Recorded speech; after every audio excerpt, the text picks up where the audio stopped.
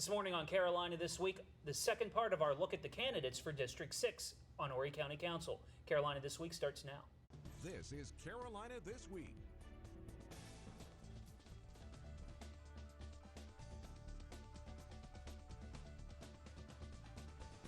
Carolina This Week with Tim McGinnis.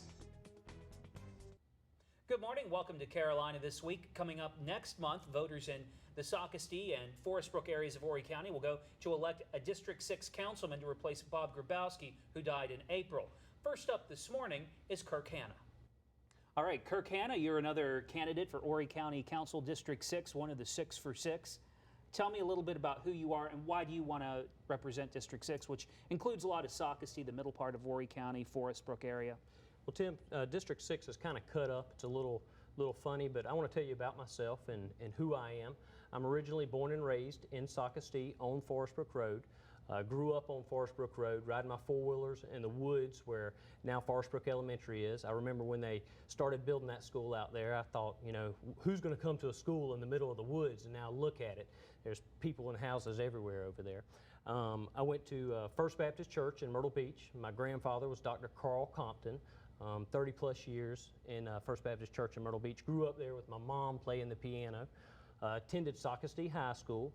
While I was at high school, of course, I got involved in the construction industry. Started working with my dad, digging footers, painting houses, trimming homes, hanging cabinets, you know, and it kind of grew from there.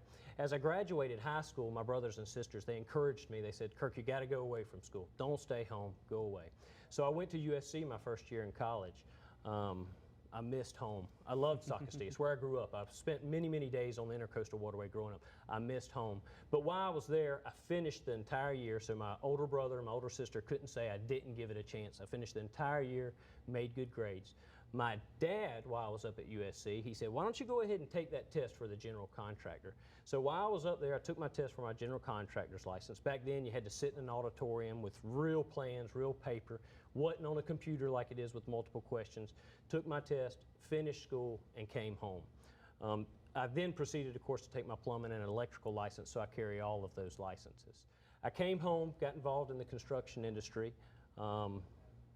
And I just branched out from there. Been very successful. I own Hanco, built a multi-million-dollar construction firm. 49 plus people depend on me weekly for their paycheck. So I am a hard worker, and that's who I am. I think that the people of District 6 need somebody that's a real hard worker, that's going to stand up for them, and they're real. Well, when you look at District 6, what's the big issue? What's the big issue you'd want to champion on council for District 6? Well, District 6 is really funny. Right now we have, of course, the 707 widening that we as the taxpayers are paying for, even though it's a state road, which isn't right. You know, the state should be forking that bill, but we, the county, are stepping up for that. We have the new school that's been announced that's going on Big Block Road there. We need to do some planning, even though 707 is being widening right now. We need to plan for that school so we don't have the road in, and then the school's built, and now we're having to come back and do construction there. We need to plan for that.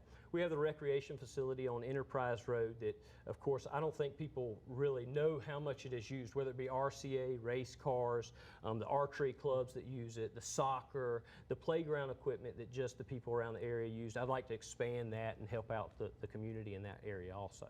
Let's talk a little bit about roads. You mentioned the widening, and you know we're in this era where the state can't really figure out a way to fix the roads, at least this far into the legislative session, which ends on June 4th. They haven't figured it out yet at this point in May.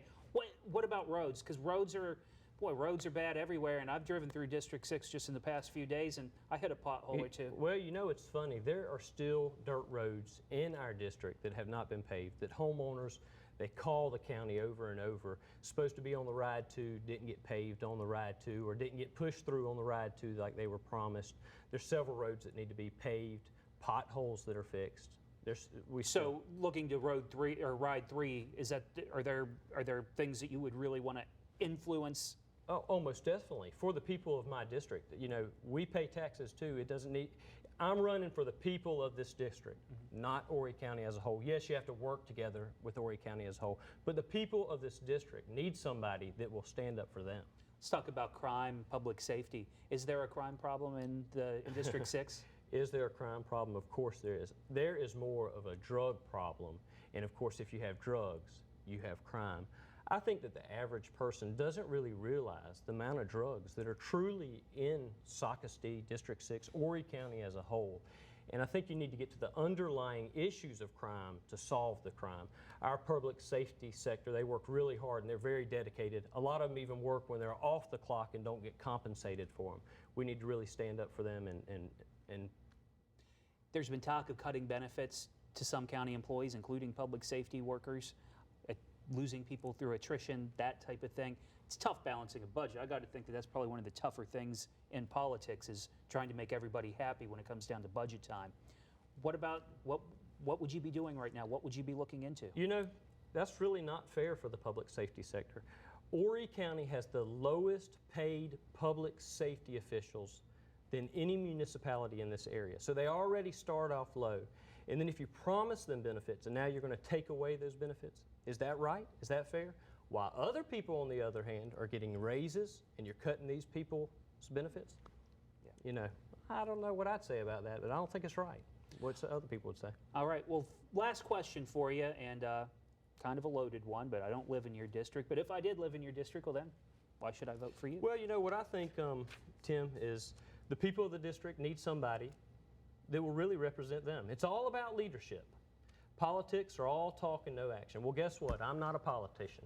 You don't see me wearing a suit up here. This is who I am. I'm Kirk Hanna. I'm not a politician. I'm doing it for you, and you need somebody to represent you. You need smart leadership and real competence. I return phone calls. I don't run from problems. I approach them head on. I'm a working man. I work every day. I wear my hard hat, and I do what it takes to get the job done. Like many of you and many of your friends and neighbors, I've become increasingly concerned, increasingly anxious, and increasingly frustrated with government, particularly Conway.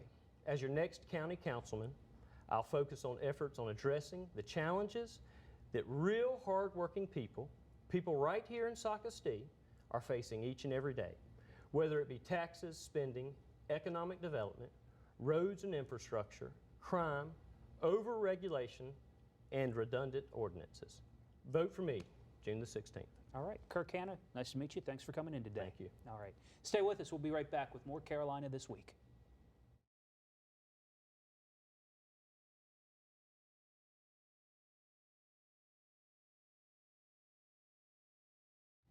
Welcome back to Carolina This Week. We're looking at the candidates for Horry County Council, District 6. Cam Crawford is joining me now, one of the 6 for 6. Kind of a big race. Cam, you have a little political experience, or a lot of political experience around Horry County. Tell people who don't know who you are a little bit about who you are and why do you want to be the District 6 representative on council? Okay, I'll just give you a little history. After I graduated from Coastal in 2004, I worked for our congressman then, who was Henry Brown, and worked with him for about 7 years. Got some good experience there. Earned a master's degree while I worked for him. In 2008, I met my wife, Heather, and we married in 2011. I was fortunate enough to have her as my wife. And then in late 2011, co-founded a small communications company with a friend of mine. And through that experience, we worked on a number of different projects, issue-based, and some campaigns and related, those sorts of related things. But anyway, so I guess my story begins for this position with going back to 2011. Our home was burglarized. And as a result of that got me thinking about our community and the impact that crime has on it. And so out of that, I started thinking about, what I could do, and I started to consider the possibility, of pursuing something on county council. Of course, we had Bob at the time and had a good relationship with him, and so didn't want to do anything there, but just thinking forward, that kind of got me thinking about it, and so here we are now. And I would also say that during my time with Henry Brown, working with him and the various municipalities, you know, it helped kind of enlighten me as to the unique needs that our area has, particularly infrastructure and that sort of thing.